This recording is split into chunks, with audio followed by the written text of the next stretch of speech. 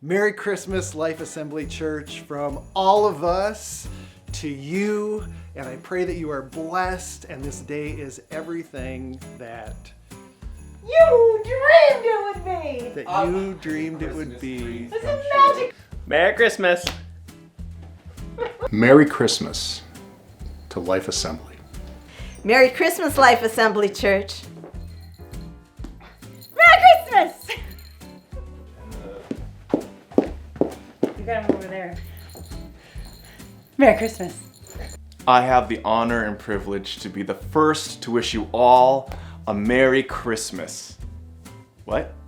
Merry Christmas, Life Assembly Church! Merry Christmas No, that's what he from the undead.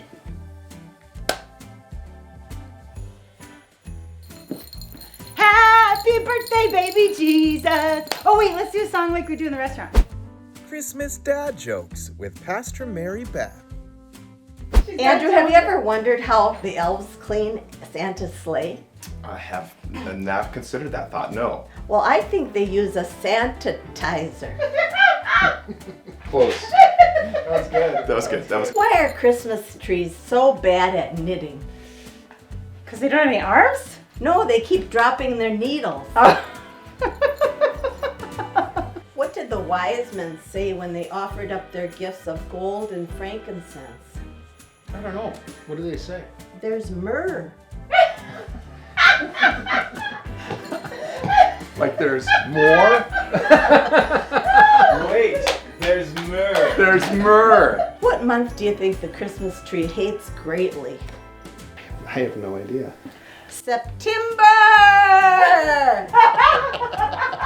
What do you call a smelly Santa? I don't know. A farter Christmas. I saw that one. I thought that wasn't going to be appropriate. I didn't know if we could say that in church out loud. What's a dog's favorite carol? Oh, I have no clue. Bark the Herald Angels Sing. That's good. What's the Grinch's least favorite band? I don't know. The Who. The Who? Oh. Hello, Merry Christmas. I am Pastor Dale DeMille, pastor of Life Assembly Church, and I just want to greet you on this Christmas morning. I hope you are warm after the snow that we have had, after this brutal cold. I hope that you have maybe some hot tea or hot cocoa or hot chocolate. I'm going to join you. Pastor Andrew gave me a Christmas gift, the world's best boss. And so I'm going to take a little drink out of that and join you. I'd like to say Merry Christmas, and I hope that some of our little Christmas jokes were funny and entertaining for you, and I really want to encourage you to hang on when I'm done here, because I'll just be honest, we as a staff tried to do these jokes and we were terrible, but Pastor Mary Beth was hilarious. And so we put together some of her bloopers that are going to be following this message here for you. So please stick around. You're going to love it. You know, when I was young, my parents, most likely my mom, because she was with us more, would have me make things right after I was mean to my brother or sister. After I was impulsive or disruptive to others, I would likely have to apologize, and then probably I would get a timeout because I absolutely hated timeouts. She wanted me to learn why. She wanted me to learn how to not be a jerk in society. But she also wanted me to learn how to repair broken relationships. My parents wanted me to know how to ask for forgiveness, how to knock down the pride in my life and admit when I was in the wrong, how to say, I'm sorry. And many of you have done this with your kids. We know the importance of repairing a broken relationship. You know, last Sunday, an important word that we talked about as Christians, and we should all know this word, it's called atonement. To atone means to make amends, to repair, or to make things right. And my parents were teaching me how to atone for my childish ways. They were teaching me how to make things right when I sinned against someone, how to repair broken relationships with people, how to make amends, how to fix something that had been broken or weakened. There is this difficult book in the Bible called Leviticus. It's a book written by Moses on religious responsibilities, rules and rights and expectations from the Old Testament priests and the people of God. It is a book on how to atone, how to make things right when there is sin or something wrong. Even things that happen by accident. This book explains how people are to make amends with God after they sin against him or someone else. If you've ever read this book of Leviticus, let's face it, it wasn't something you got super excited about reading. Most people do not celebrate this when they're reading this book. It's a hard, long, and sometimes repetitive book.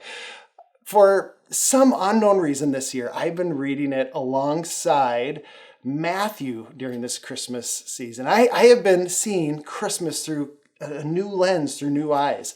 I'm reading the people of God attempting to atone for their sins by constantly going to the priest and making a sacrifice. And on the other hand, I'm reading in the book of Matthew, the gospel, the perfect Son of God coming to permanently make things right through Jesus. And this is why the first part of our Bibles are called the Old Testament, and starting at the Gospel of Matthew, the New Testament. And then in Matthew, we see what we call the wise men, or these people from the east that follow a star and bring gifts for this prophesied Messiah, Jesus. They bring gold, frankincense, and myrrh. Almost immediately, when we see in the Gospel of Matthew that Mary, Joseph, and Jesus have to escape to Egypt because King Herod is looking to kill baby Jesus, yes, gold is fitting for a king, but it's also a practical gift for a young couple that has to leave their home and country of origin for an undisclosed amount of time. This gift likely helped them survive while hiding from King Herod. And then, as I'm reading in Leviticus, I'm reading repeatedly how priests were to use frankincense for sacrifices to atone for sin. And myrrh was an ointment used for burial. The advent, or the coming of Jesus, gives us the picture of why Jesus came in the first place. God sent Jesus, fully God and fully man, to be our perfect atonement. Hebrews 10:9-10 says that, "Then he said, 'Here I am. I have come to do your will.' He set aside the first to establish the second. And by that will, we have been made holy through the sacrifice of the body of Jesus Christ once and for all." Christmas is Jesus Christ coming once and for all. All the rules, rites, and rituals that we read about in Leviticus would cease because Jesus is the atonement. Today we gather and celebrate about the wonders and the mysteries of God. John 3:16 says, "For God so loved the world that he gave his one and only Son, that whosoever believes in him should not perish, but have everlasting life." May the hope, peace, and faith and love of God encapsulate you and be more real to you than ever before. We will see you as we worship together on New Year's Day at 10 a.m. Merry Christmas, everyone. And now, Pastor Mary Beth practicing Christmas dad jokes. Hey, What do you think, what month do you think that the Christmas tree suffers the most? oh man, it's terrible. I don't know. I think it's September. So what's the right? Wait a second. Timber! Oh, okay, I'll do that one again. Hi, Pastor Jana. Hi, Mary Beth. What did the reindeer say to the snowball?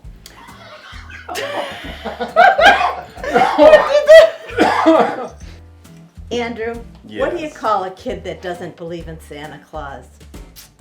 I don't know. A rebel without a cause. No, a rebel without a claws. Have you ever wondered how the elves clean the Santa's sleigh? I have not. Well, they use a Santa-slizer. Close. Very important during this Right, time of yeah. year. How do you say that? How do you say that? A Santaizer. She's the best one. She's the best. Why does Santa always enter through the chimney? Because the door is locked. No, because it suits him. Sits him. Oh, suits him. What did Adam say to his wife on Christmas? Something about Eve. It's Christmas Eve. Oh, it's Christmas. Eve.